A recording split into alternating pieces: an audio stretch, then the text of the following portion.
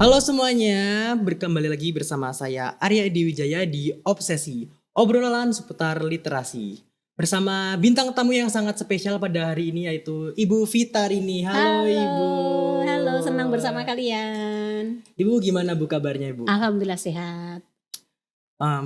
Oh ya teman-teman, buat kalian yang belum tahu Obsesi itu apa sih? Jadi podcast Obsesi adalah podcast yang digunakan atau yang diterbitkan oleh Perpustakaan Kirana Widya untuk memberitahukan atau menginformasikan pada teman-teman semua terkait informasi-informasi apa atau fakta-fakta apa yang menarik yang ada di SMA Negeri 2 Purworejo nantinya. Dan nantinya kita akan ngobrol santai-santai aja Ibu seputar fakta-fakta atau informasi-informasi yang ada di SMA Negeri 2 Purworejo. Oke, siap. Oke, buat Ibu Vita sendiri kan kita kan sekarang buat siswa-siswa kan udah libur juga Bu. Ya. Kira-kira kesibukan Ibu akhir-akhir ini apa sih Bu?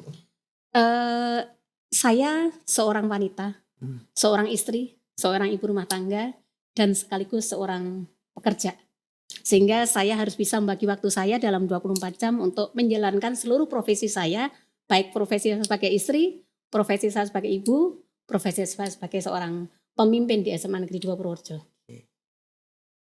Jadi harus melakukan banyak pekerjaan ya Bu ya. Selain jadi seorang kepala di SMA Negeri 2 Purworejo, Ibu juga harus melakukan tugasnya sebagai seorang istri dan seorang ibu rumah tangga pastinya. Kira-kira buat melaksanakan 3 tugas tersebut kan pasti agak banyak nih waktunya, harus perlu memerlukan banyak waktu. Menurut Ibu gimana sih Bu cara Ibu membagi waktu dan gimana caranya agar tugas tersebut tidak membebani Ibu tentunya? Yang pertama, semua kegiatan harus dilaksanakan dengan bahagia, dinikmati. Sehingga saya selalu punya jadwal pagi yang menyiapkan makan pagi harus saya. Kalau siang pembantu, nanti makan malam saya lagi. Kemudian habis isya, saya selalu teleponan dengan anak saya karena anak saya sekarang di Jakarta bekerja, sehingga saya sempatkan untuk video call. Sehingga selalu berbagi cerita, sehingga saya tahu perkembangan dia seperti apa, kondisinya seperti apa, dan itu saya lakukan. Dan kemudian jam 3:30 sudah bangun, menyiapkan sarapan, kemudian subuh, kemudian jam 5:30 saya sudah ready untuk berangkat sekolah. Sehingga tinggal menunggu waktu saja, misalnya jam 6, tadi jam 6 kurang 15 menit saya sudah berangkat. Pagi banget ya Bu? Iya, paling sering jam 6 saya sudah berangkat. Iya, supaya jalanannya juga masih lancar sehingga saya tidak terlalu lama memakan perjalanan dari rumah sampai ke sekolah. Berarti dari Ibu bangun sampai Ibu mau tidur lagi itu tugasnya tuh benar-benar banyak dan sangat padat juga tentunya. Dan sudah terorganisasi. Iya. Kira-kira Ibu ngerasa keberatan gak sih Bu untuk melakukan 3 tugas yang cukup besar menurut Ibu? Saya itu selalu semua yang saya miliki itu menjadi bagian dari hidup saya dan itu harus saya nikmati. Apapun profesi saya, apapun pekerjaan saya itu saya nikmati. Itu. Dan itu barangkali yang membuat saya sehat kali ya. Jadi Ibu tetap senang untuk melakukan tugas Ibu. Jadi Ibu merasa menikmati dan sehingga tugas Ibu menjadi terasa lebih ringan. Lebih ringan, iya. Mungkin untuk sekolah ya Bu. Kira-kira kegiatan Ibu akhir-akhir ini di sekolah tuh ada apa aja sih Bu? Oke. Yang paling sibuk adalah persiapan PPDB sampai dengan pelaksanaan. PPDB, sampai dengan ini proses yang cukup panjang dan kemudian PPDB di Prof Jateng itu sangat rigid sehingga setiap saat ada Zoom meeting yang waktunya kadang mulai jam 7 malam sampai jam 11 malam baru selesai dan itu hampir setiap minggu itu dilaksanakan. Dan memang banyak perubahan di PPDB ini, maka kenapa kemudian panitia itu harus rigid sekali menyiapkan dan kemudian meminimalkan terjadinya kesalahan.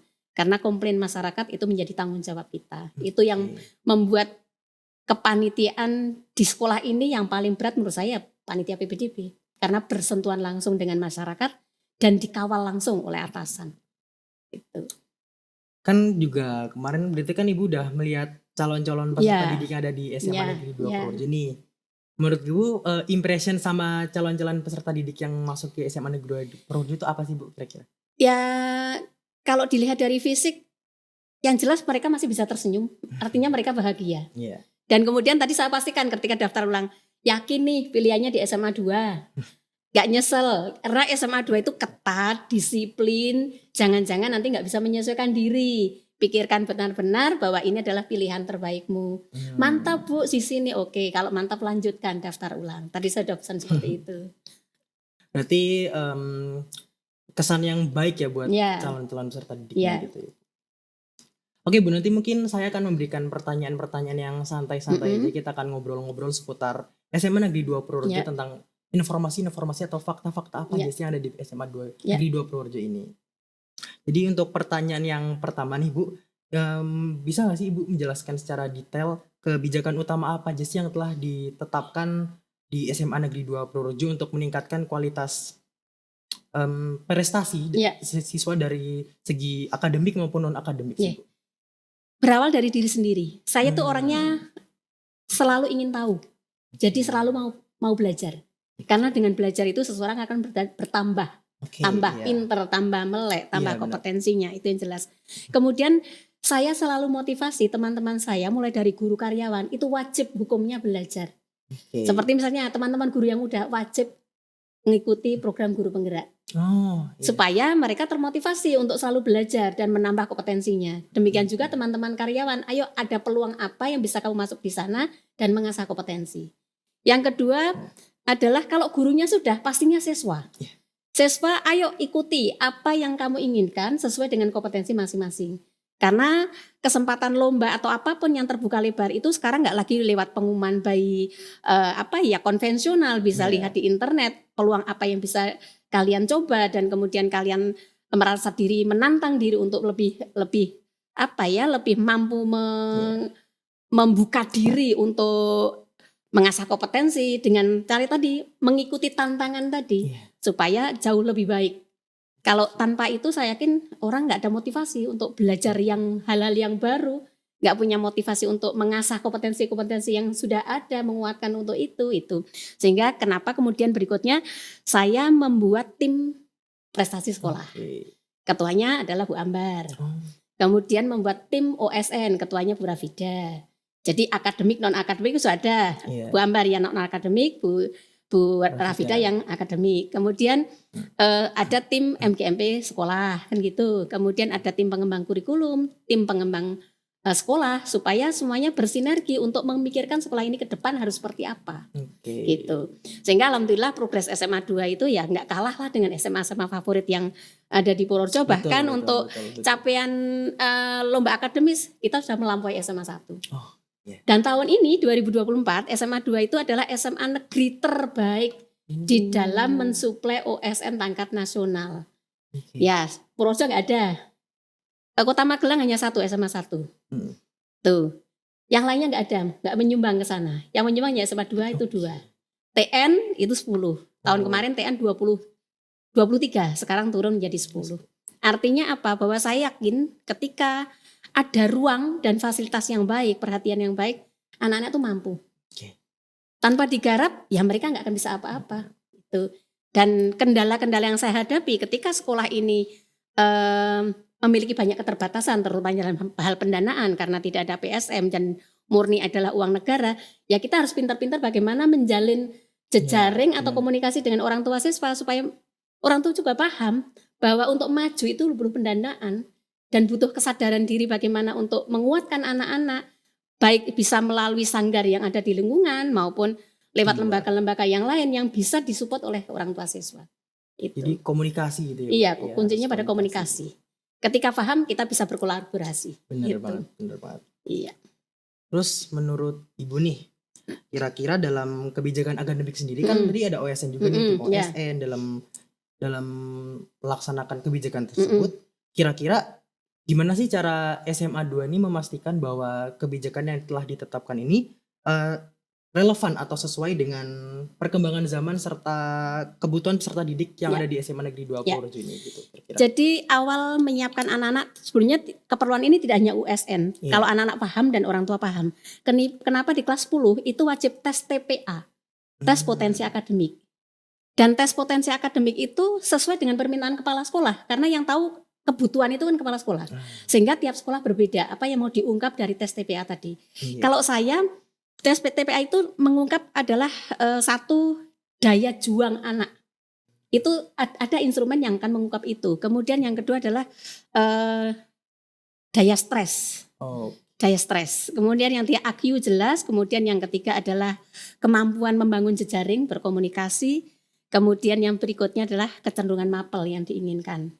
Nah, dari seluruh tes itu nanti, termasuk kesehatan mental. Nah, dari seluruh tes itu nanti ada yang kemudian beberapa menjadi persyaratan untuk dipilih menjadi OSN, peserta OSN. Satu, IQ-nya di atas 112 atau 115. Kemudian yang kedua, mempunyai daya juang yang tinggi. Yang ketiga, mempunyai daya tahan terhadap stres. Artinya, kalau anak mengikuti prestasi, pasti akan ada pelatihan, ada pressure diri, mungkin ada pressure dari pihak luar. Nah, ini yang harus anak tahan terhadap daya stres itu, tidak mudah stres. Sehingga dia masih bisa menikmati dengan bahagia seluruh prosesnya itu.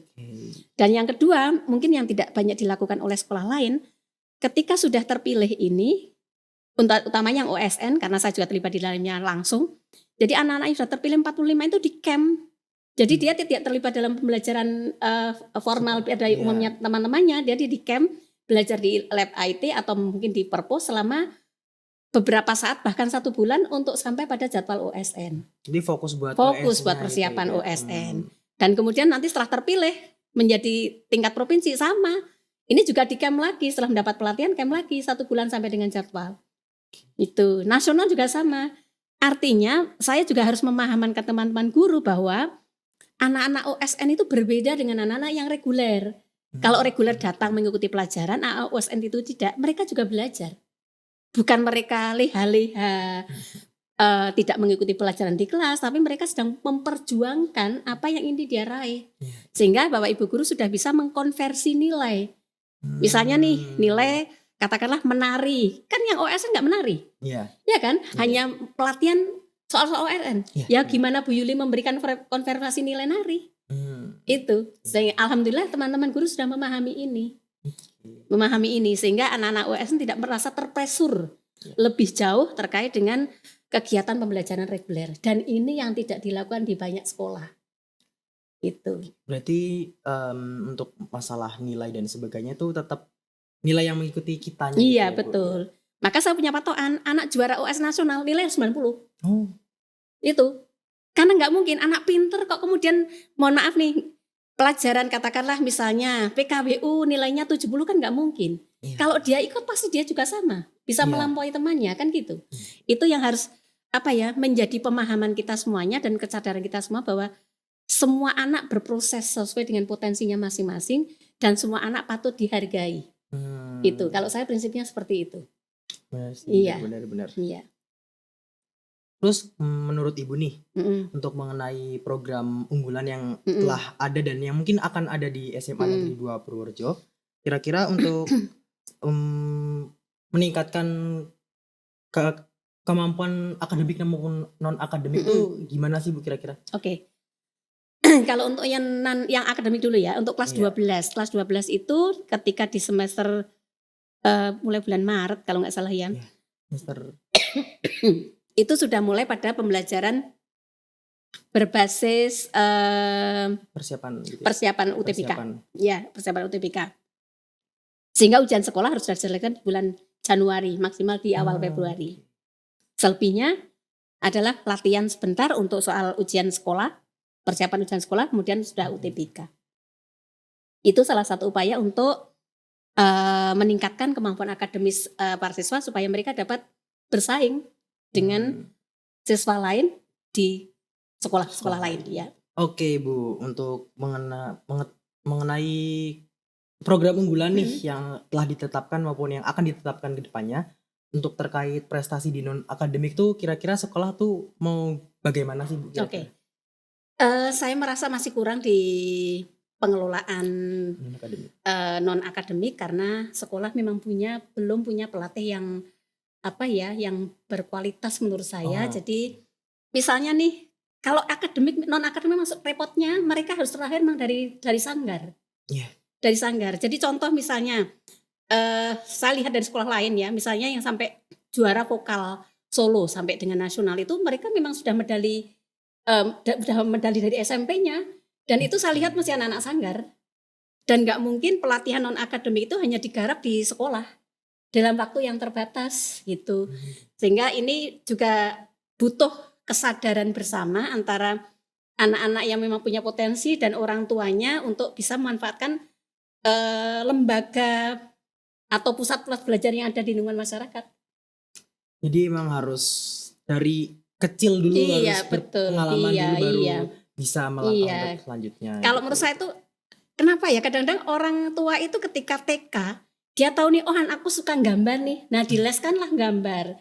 Tapi ketika SD SMP kan udah nggak diapa-apain, Dilepas, nggak diapa-apain iya. itu loh. Sehingga kenapa nggak kemudian oh ini terus menerus nih supaya anak saya Iya. punya bakat yang terus terpupuk dengan baik gitu. Dan ini barangkali yang memang perlu disosialisasikan gitu. Berarti emang harus dari kecil juga, Betul. terus juga harus Iya. nggak bisa harus belajar di sekolah, harus Sekolah, ada dari betul. instansi lain Iya, gitu ya. iya, betul. Terus kalau untuk kedepannya kira-kira langkah konkret apa sih yang akan dilakukan SMA Negeri 2 untuk meningkatkan kualitas peserta didik, dan bagaimana sih program-program tersebut tuh diimplementasikan di lapangannya tuh akan digimanakan? Oke. Jadi kami itu setiap akhir semester, akhir tahun itu pasti ada yang namanya evaluasi. Evaluasi dan evaluasi dan monitoring, artinya bahwa kami semua nih guru-guru termasuk saya membuat pengakuan. Yang kurang apa sih? Ke depan harus bagaimana? Ini sudah kami lakukan di semester yang kemarin itu. Yang semester ini belum. Jadi yang akan dievaluasi apanya, yang mana yang kurang, kemudian bagaimana meningkatkan, itu kita diskusikan bersama dengan teman-teman guru semuanya. Jadi memang harus perlu dikomunikasikan Betul, terkait iya. apa sih yang kurang dan gimana langkah ke depannya, jadi Ya, biar kekurangan tersebut dapat teratasi ya, dengan gampang. karena apa? Untuk kemajuan itu kita nggak bisa berjalan sendiri. Benar Jadi banget. kita harus bersama-sama dan kemudian saya sebagai pemimpin harus tahu nih meletakkan harus di mana toh targetnya itu supaya teman-teman tahu tujuannya mau kemana. Oke. Sehingga dirembuk bersama, kemudian tujuannya misalnya ke A, kita harus mainnya ke A, caranya bagaimana kita rembuk bersama. Oke. Jadi emang harus dipersiapkan secara Betul, matang gitu ya, Bu? iya betul. Demi untuk kebaikan kita juga sih, Bu, ya. Iya, dan kemudian juga mampu mengeksplor ide gagasan kreatif dari teman-teman supaya mereka juga punya ruang untuk bisa mengkomunikasikan apa sih ide gagasannya untuk bisa berkontribusi terhadap kemajuan sekolah.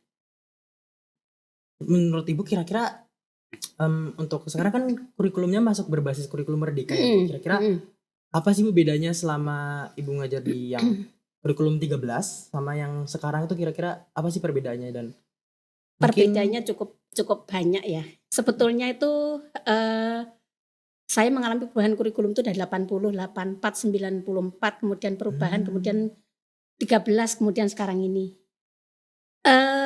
Prinsip kurikulum itu sebenarnya apa toh? Meletakkan fondasi yang kuat untuk bernalar kritis sebenarnya itu. benar. Dan kurikulum merdeka itu sebenarnya kalau saya itu lebih fleksibel. Tetapi banyak orang mungkin menilai bahwa kurikulum merdeka terlalu longgar sehingga capaian targetnya tidak begitu penting. Padahal menurut saya kurikulum merdeka justru pertanggungjawabannya paling berat. Paling berat. Karena apa? Harus menuntut guru untuk lebih kreatif, memberikan ruang kepada anak yang beragam ini. Iya. Yang beragam sehingga capaian anak itu kan berbeda-beda, sehingga ini yang harus diakomodir dan guru harus bisa memfasilitasi semuanya. Dan mungkin menurut Ibu kira-kira untuk perolehan prestasi itu lebih mudah dalam kurikulum merdeka atau di kurikulum 13? Karena kan untuk kurikulum merdeka kan kita diberi kebebasan juga kan, Bu, dalam mengeksplorasi jati diri juga. Sebenarnya menurut saya sama. Yang berbeda itu pada kesadaran diri bagaimana dia menangkap peluang sebetulnya. Jadi kalau kurikulum yang lama itu lebih tekanannya pada kognitif ya, sehingga anak-anak itu berkejaran mencari tempat les hanya untuk masa kognitif. Tapi kalau sekarang kan anak-anak mungkin lebih terbuka, lebih lebar apa yang mau diasah di luar sana supaya mereka mampu menjadi dirinya sendiri. Itu. Jadi memang harus dari diri sendiri untuk mencapai prestasi yang itu. Iya. Bu, ngomong-ngomong soal prestasi nih, kan SMA Negeri 2 itu dikenal memiliki banyak prestasi, baik di tingkat nasional maupun mungkin internasional ya Bu ya. Mungkin bisa nggak sih Bu sebutkan beberapa prestasi terbaru yang telah diraih oleh SMA Negeri 2 Purworejo akhir-akhir ini? Oke. Untuk yang non akademis juga sudah mulai kemajuan. Artinya untuk silat sudah sampai dengan provinsi. Saya belum dapat beritanya nih di provinsi juara berapa. Kemudian renang kemarin juga berangkat ke provinsi. Kemudian ada lagi yang ke provinsi itu kalau nggak salah taekwondo apa ya itu kan ada satu orang yang ke provinsi. Kemudian kalau yang akademik ini yang baru berbicara baru USN gitu kan. Yang memang butuh penggarapan yang lebih serius. Kalau yang OSN itu Raffi tampaknya masih ikut seleksi di tingkat internasional, tapi nggak tahu apakah dia nanti mewakili Indonesia untuk 4 orang di astronomi. Saya belum dapat informasi. Tapi yang jelas Raffi sudah diterima di 6 perguruan tinggi terbaik dunia karena dia memegang medali perak dan best observation untuk bidang astronomi. Iya, saya juga ini di luar ekspektasi saya karena bayangan saya Raffi itu pendiam. Jadi kalau ditanyanya iya, tidak, ya tidak. Kalau ketika diseleksi oleh Yohanes Soria secara langsung, semua in English saya juga bisa nggak ya jawab. Saya sampai Bu Pungki tolong dong diintip, didengerin. Raffi bisa nggak ngomong? Ternyata bisa Bu. Ternyata Raffi bisa. Saya juga hanya Bismillah mudah-mudahan diterima. Alhamdulillah mendapatkan beasiswa BIM dan kemudian ini juga prestasi SMA 2 mungkin dalam sepanjang sejarah. Mulai lulus di SMA 2 ini langsung ke luar negeri ya baru Raffi. Kalau Pak Edi kemarin menyatakan bahwa ada sih yang kemarin alumni SMA 2 S3-nya di luar itu kan udah beda karena dia pendidikannya sudah bukan di SMA 2 lagi, hanya alumni yang belajar di luar negeri sana. Kalau dari SMA langsung ke internasional ya baru ini. Itu baru satu. Iya, dan saya yakin semua bisa asal mau. Itu semua bisa. Kira-kira untuk yang OSN nasional itu baru Mas Raffi saja atau mungkin ada yang lain? Sampai saat ini yang saya tahu baru Raffi. Iya, sehingga mudah-mudahan nanti menyusul yang 2 ini, yang kebumian dan geografi ya. Itu mudah-mudahan 2 ini mampu merebut medali mudah-mudahan. Karena apa? Saya tuh gini, melihat peluang OSN itu kalau matematika jelas nggak mungkin. Karena apa? Semua anak-anak yang mendapat medali di bidang matematika, mereka sudah sejak SD pegang medali matematika. Yang udah dari dari SD-nya, gitu fisika juga sama. Tapi kalau misalnya kebumian, kemudian kimia yang lain, dari SMP-nya kan belum pernah, apalagi SD. Sehingga sama-sama startnya di SMA, sehingga peluangnya besar. Tapi kalau matematika ya saya matematika udah janganlah. Jangan ambil di matematika karena itu tadi pemegang medali dari SD sampai internasional pasti ini udah berangkat dari SD-nya. Gitu. Iya, saya dikawal gitu. Kira-kira Ibu nyangka nggak sih kalau misalkan bakal ada 2 anak yang lolos? Karena kan waktu di Mas Raffi kan hanya Mas Raffi saja yang lolos dan mewakili SMA Negeri nasional. Kira-kira Ibu nyangka nggak sih Bu? Kalau saya targetnya justru 3 yang masuk nasional. Iya, 3. Karena gini, sepanjang saya bekerja sama dengan Koja itu, Koja selalu open terhadap sebuah evaluasi. Sehingga setiap selesai memberikan pelatihan pasti pimpinan Koja itu Mas Salman memberikan informasi ke saya. Anak ini begini, karakternya begini. Jadi kita tahu, oh berarti yang bisa peluang maju terus ya hanya ini. Ya prediksi saya pas. Tapi ketika nasional harusnya 3 nih, kenapa harus 2? Ternyata ketika mungkin kesulitan pada waktu mengirim jawaban atau apa karena kemampuan IT dan seterusnya, mungkin itu menjadi kendala. Jadi memang harus tahu juga kan progres anaknya selama dibina di Koja juga. Iya, betul, iya. Dan menurut Ibu gimana sih cara sekolah untuk memotivasi siswa-siswa yang berprestasi tentunya dalam bidang akademik maupun non akademik itu kira-kira biar siswa-siswanya tuh termotivasi tuh kira-kira gimana sih sekolah untuk melakukan itu? Kalau saya begini, saya selalu mengatakan bahwa dari manapun kamu berasal, seperti apa latar belakang kamu nggak usah pernah takut bermimpi. Karena yang bisa mengubah diri kamu adalah kamu sendiri. Benar. Iya kan? Sepanjang mampu, kenapa tidak? Gitu. Berarti memang harus dari diri sendiri. Sendiri. Sekuat apapun orang tua mendukung, kalau dirinya sendiri nggak mau bangkit ya sudah nggak punya arti apa-apa. Tapi kalau dirinya mau, kemudian bergerak, saya yakin orang tua pasti mendukung. Dan sekolah juga pasti mendukung. Pasti. Itu. Dan apa ya, buktinya Raffi lah, Iya. ya kan, Raffi. Jadi mohon maaf, seorang anak tukang beres nggak pernah punya mimpi. Bahkan Raffi bilang saya nggak pernah punya cita-cita. Tapi ternyata bisa melampaui apa yang dia tidak bisa bayangkan. Capaian itu. Memang kalau misalkan kita mau atau kita mau berusaha itu pasti Iya. apapun yang ingin kita dapatkan tuh pasti bisa dimudahkan Iya, jalannya, iya, itu betul. pasti ya Bu. Dan ngomong-ngomong untuk motivasi dan pengajaran dan sebagainya, kan sekarang kita udah memasuki teknologi digital ya Bu. Nah, untuk di SMA Negeri 2 Purworejo ini kira-kira untuk teknologi informasi ini mempengaruhi proses belajarnya juga nggak sih Bu? Dan apa sih mungkin kalau karena kan juga udah berbasis internet juga Iya, Bu. Kira-kira betul. ada nggak sih tantangan-tantangan dalam melakukan proses pengajarannya gitu? Kalau menurut saya itu kebanyakan anak mengejala bahwa apa yang dia miliki, gadget yang dia miliki justru tidak bisa memotivasi dia untuk belajar lebih baik. Kenapa itu?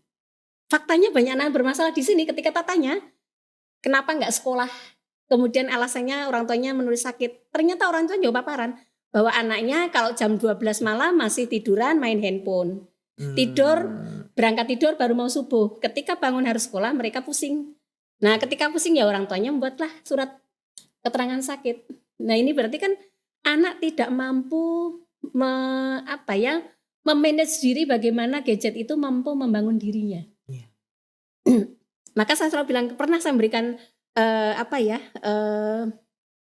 warning kepada anak-anak ketika di GBK.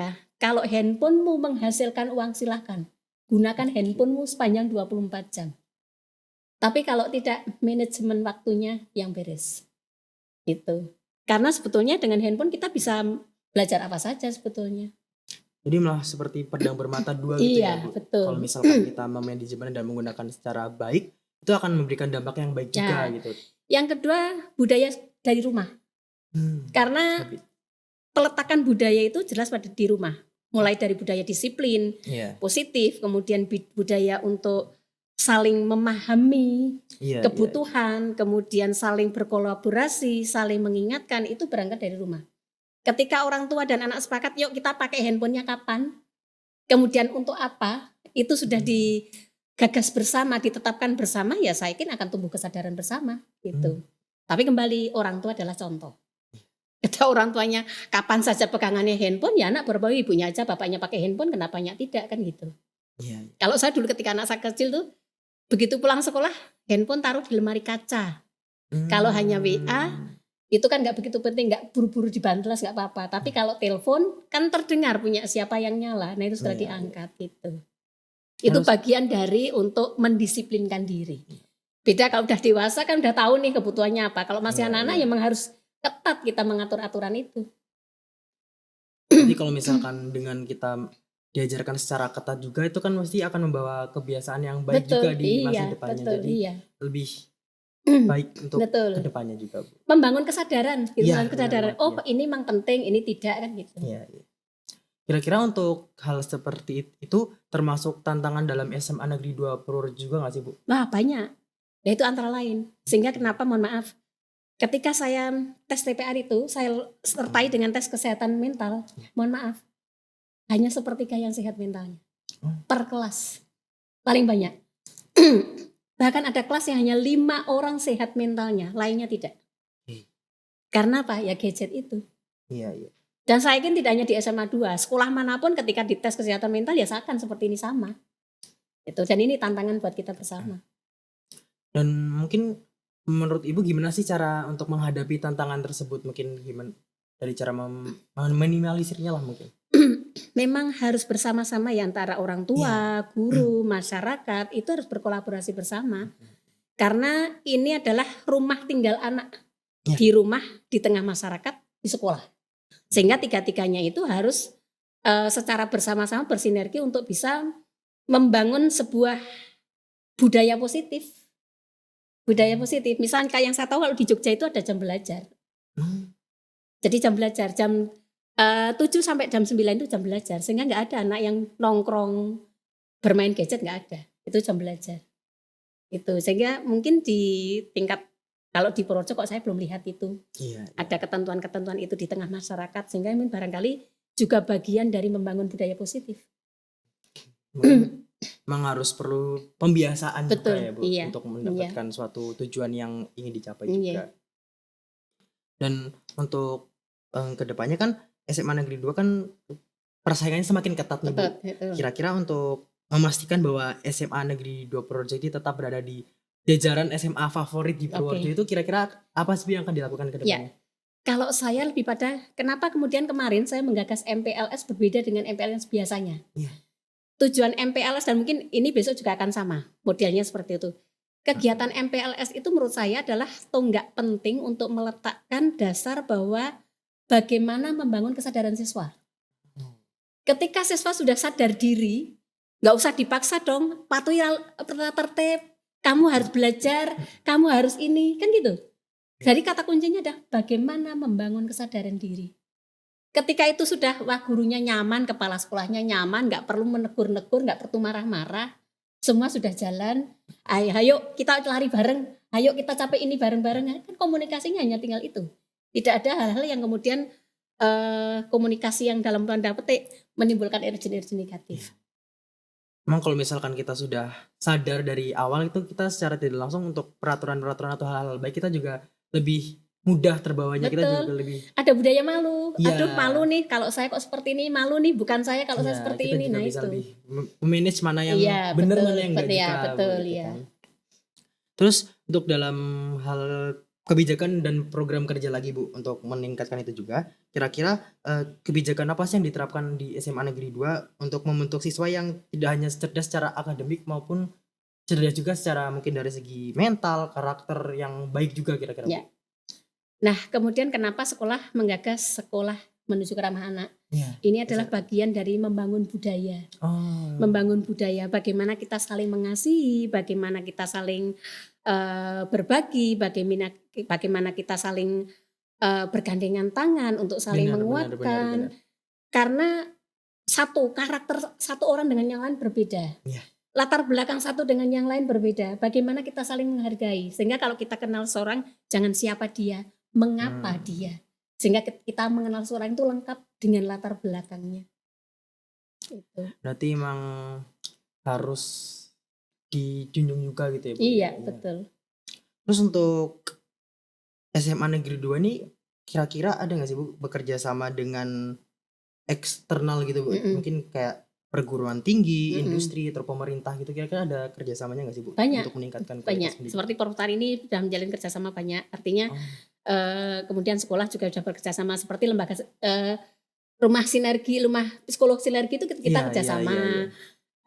Artinya ketika kita akan membangun karakter siswa, mencerdaskan siswa, kita itu nggak bisa sendiri. Karena sangat kompleks yang harus difasilitasi sehingga kita harus mampu bergandeng tangan dengan yang lain supaya mampu memfasilitasi anak-anak dan menciptakan ruang yang lebih luas untuk mereka mampu berselancar di dunia lain selain di halaman SMA 2. Oke, berarti emang harus berdiri bareng-bareng Betul, gitu ya Bu? iya, Nggak betul. bisa untuk sendiri untuk mencapai hal Iya. yang baik, itu harus ada bantuan dari Iya. yang lain juga. Makanya saya selalu punya konsep ini, sukses itu dicapai bersama-sama. Iya, Tidak benar. bisa sukses dicapai sendirian. Sama seperti kalau kalian ingin berjalan jauh, jalanlah sendirian. Tapi kalau kalian ingin berjalan bersama, yo akan Bareng-bareng. dapat Yes. banyak capaian. Iya, gitu. iya. Terus menurut Ibu kan visi atau harapan Ibu itu terhadap SMA Negeri 2 Purworejo itu di masa depan itu akan bagaimana sih Bu? Terus juga bagaimana cara Ibu melihat peran anak muda dalam membentuk generasi penerus yang siap untuk menghadapi tantangan di era globalisasi?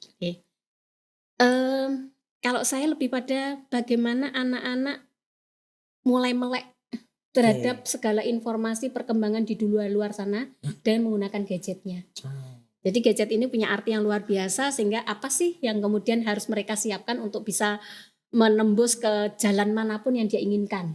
Itu. Apa sih yang dipakai untuk sarana belajar untuk menguatkan apa yang sudah dia miliki. Contoh misalnya, saya belajar dari seleksi anak saya kemarin diterima di sebuah pekerjaan ya. Ketika seleksi itu mulai dari ujung jalan itu, ujung masuk kantor sampai dengan masuk ke ruang tes itu sudah ada CCTV semua. Sehingga ada kertas bungkus permen kecil jatuh di lantai. Nah, yang tes itu ya jalan aja. Begitu sampai di ruang tes, di stop. Mohon maaf, saya tidak butuh orang seperti Anda.